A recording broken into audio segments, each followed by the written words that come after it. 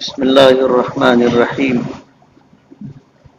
نحمده ونصلي على رسوله الكريم أما بعد أعوذ بالله من الشيطان الرجيم قل إن صلاتي ونسكي ومحياي ومماتي لله رب العالمين لا شريك له وبذلك أمرت وأنا أول المسلمين صدق اللہ العظیم۔ بزرگان محترم اور عزیز دوستو، اس جسم کا بنانے والا، اس کی ضروریات اور تقاضے کو پورا کرنے والا اللہ رب العالمین، یہ اس کی ربوبیت ہے کہ جسم کے ایک ایک عضو کی ضرورت وہ پوری کرتا ہے، اور اس جسم کے جتنے تقاضے اور ضروریات ہیں داخلی طور پر خارجی طور پر سب کچھ پورا کرنے والا اللہ رب العالمین ہے۔ یہ جسم ہم نے اپنے طور پر نہیں بنایا، یہ عطیہ خداوندی ہے، ہم نے نہیں بنایا، یہ جسم ہمیں عطا کیا گیا ہے، اس کا مالک اللہ رب العالمین۔ ہم اپنے جسم کے کسی عضو کو، کسی حصے کو بیچ نہیں سکتے۔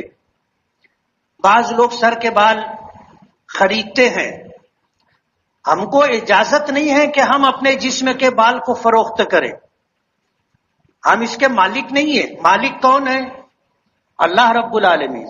یہی وجہ ہے کہ ہمیں حکم ہے کہ ہم اپنے جسم کے زائد بالوں کو، جو ہم جسم سے کاٹ کر کے علیحدہ کر لیتے ہیں، اپنے ناخنوں کو جب بڑھ جاتا ہے تو اسے کاٹ کر کے علیحدہ کرتے ہیں، یہ ہمارے جسم کا حصہ ہے، اور شریعت کا حکم ہے کہ جب اس جسم سے روح نکال لی جائے تو اس کو دفن کیا جاتا ہے۔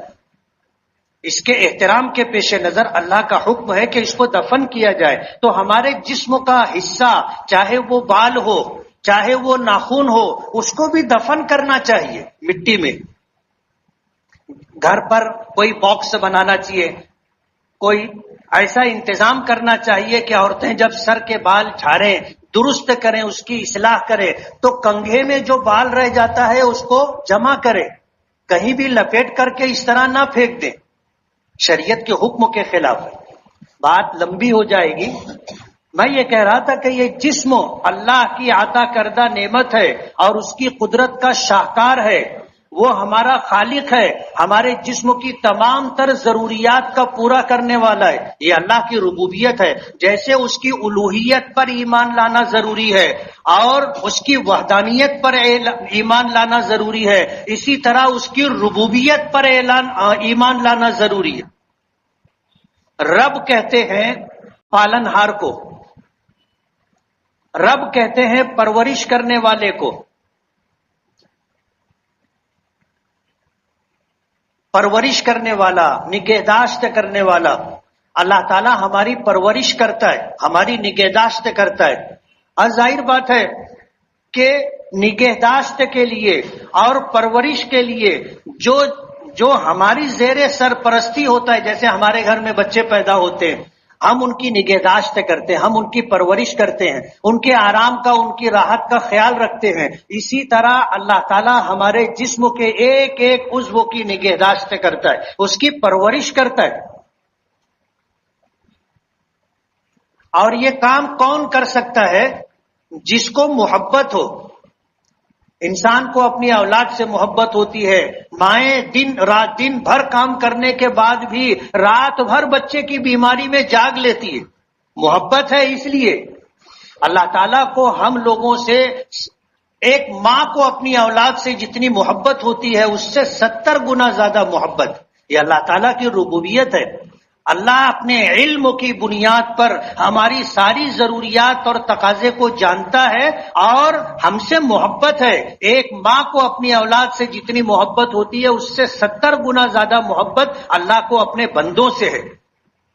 اللہ تعالیٰ ہماری ساری ضرورتیں پوری کرتا ہے، وہ ہمارا رب ہے۔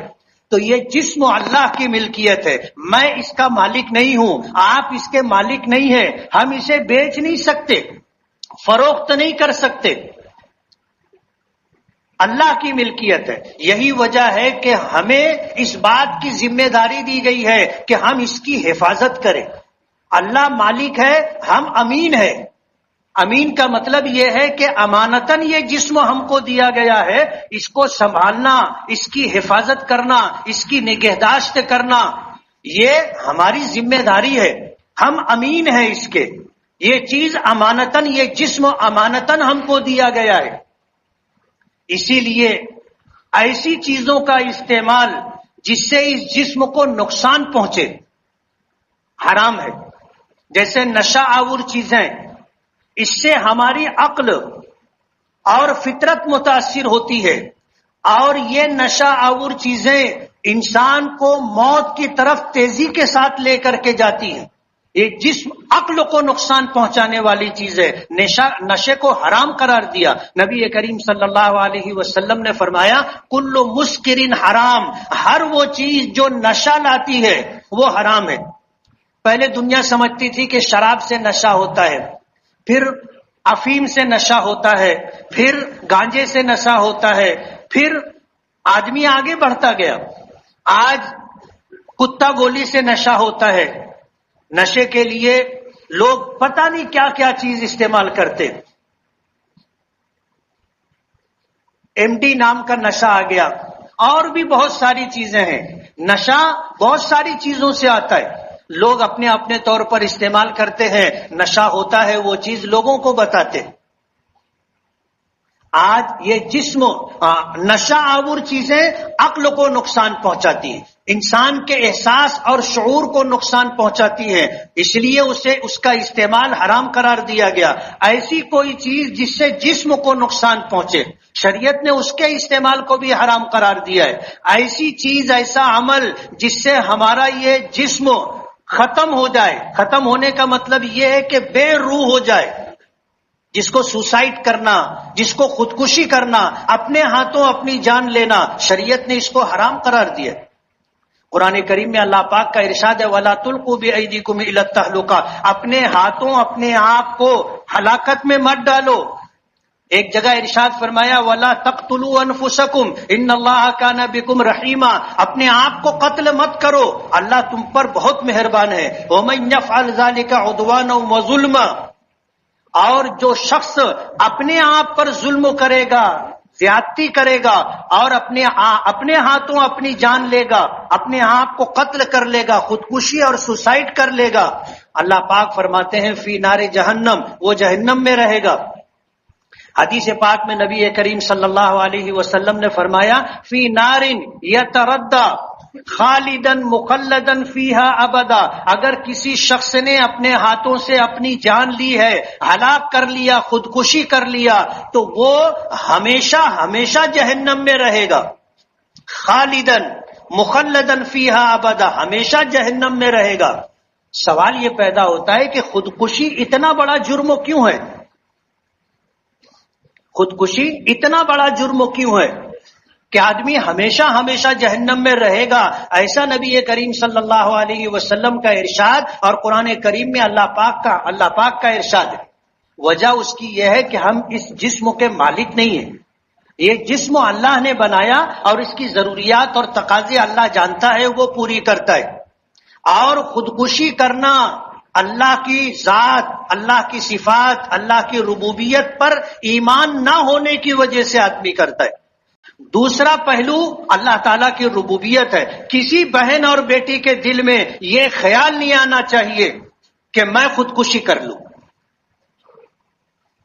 ظاہر بات ہے یہ گناہ کبیرہ ہے، اتنا بڑا جرم ہے کہ اللہ نے اس کے ارتکاب سے منع کیا ہے.